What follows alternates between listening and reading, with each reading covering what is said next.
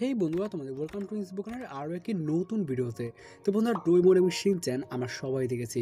তোমরা এগুলোকে কার্টুন বা অ্যানিমে যাই পাও না কেন, আমরা আমাদের চ্যানেলের একেবারে প্রথম থেকে দুইটা অ্যানিমে সিরিজের ওপর ভিডিও বানিয়ে আসছি।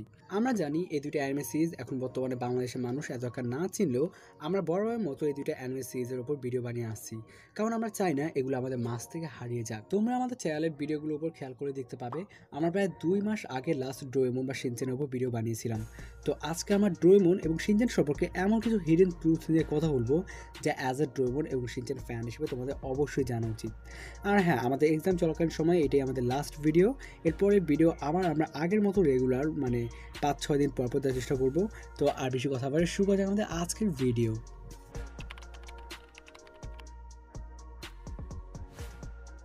বন্ধুরা, তোমার ডোরেমনের টাইম পেট্রোলকে নিশ্চয়ই চেনে থাকবে।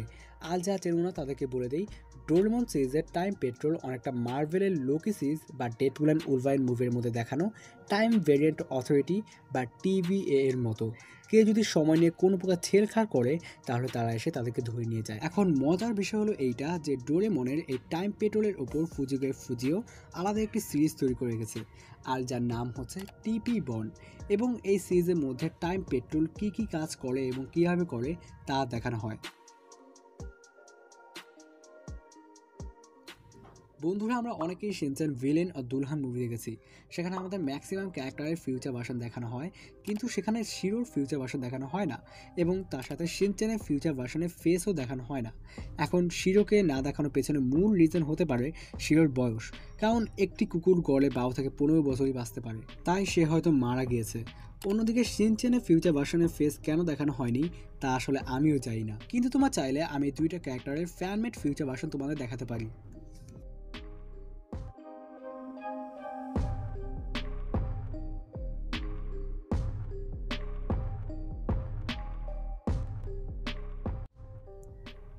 বন্ধুরা, তোমাকে জানো ডোরেমন নোবিতার লাইফে আসার পর নোবিতার লাইফ ছাড়াও অন্যদের উপরও অনেক বেশি ইম্প্যাক্ট পড়ে।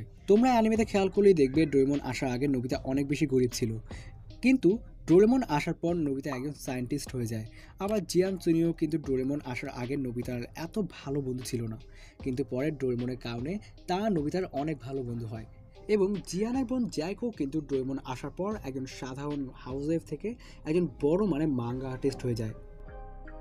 তো বন্ধুরা, এই ছিল আমাদের আজকের ভিডিও একটু ছোট হয়েছে, তার জন্য সরি। এরপরে ভিডিওগুলো অনেক বেশি লং এবং তাড়াতাড়ি আপলোড করার চেষ্টা করব। তো ভিডিওটি কেমন হয়েছে নিশ্চয়ই কমেন্টে জানিও, আর পরের ভিডিওটি কোন টপিকটি বানাবো তাও কমেন্টে জানিও। তো দেখাবো অন্য কোনো ভিডিওতে। এখনকার মতো বিদায়।